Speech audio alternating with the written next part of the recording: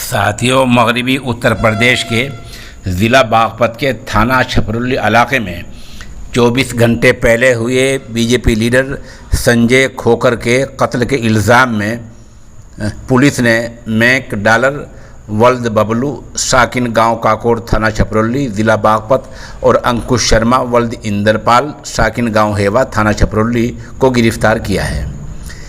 कत्ल के और भी मुलजिम हैं। पुलिस ने इन दो को गिरफ्तार कर लिया है। एक का नाम मैकडॉलर है और दूसरे का नाम अंकुश शर्मा है। पुलिस ने इनमें से एक के पास से एक तमंचा 315 बोर और 2 कारआमद जिंदा कारतूस बरामद किए हैं। पुलिस कहानी के मुताबिक कत्ल रंजिश में हुआ है और पुलिस का कहना यह है कि 2018 में संजय खोखर के बेटे अक्षय और जिन लोगों ने कत्ल किया है इनके साथियों के दरमियान आपस में झगड़ा हुआ था, जिनमें उनके साथी विकास को काफ़ी चोटें आई थी। इसी रंजिश में 24 घंटे पहले इन लोगों ने अपने साथियों को लेकर संजय खोखर को कत्ल कर दिया था। ये जो कत्ल हुआ है 24 घंटे पहले हुआ है और जो गिरफ्तारी हुई दोनों मुलजिमों की ये रात में लगभग 2 बजे हुई है। 1:55 का वक्त दर्ज है इनकी गिरफ्तारी का।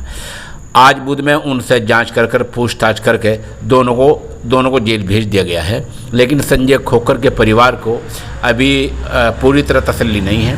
उनका कहना यह है कि इस मामले की CBI जांच होनी चाहिए और ये पता लगाना चाहिए कि क्या कत्ल के अलावा क्या रंजिश के अलावा कत्ल की कोई दूसरी वजह भी है। असल मामला ये है कि इसके पीछे कोई सियासी खेल तो नहीं है।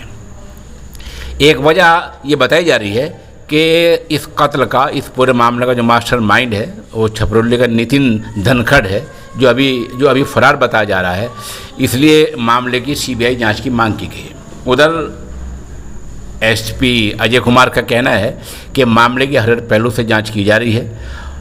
उधर ये बात भी लोगों की ज़ुबान पर है कि कहीं इसके बैकग्राउंड में पस मंज़र में सियासी खेल तो नहीं है।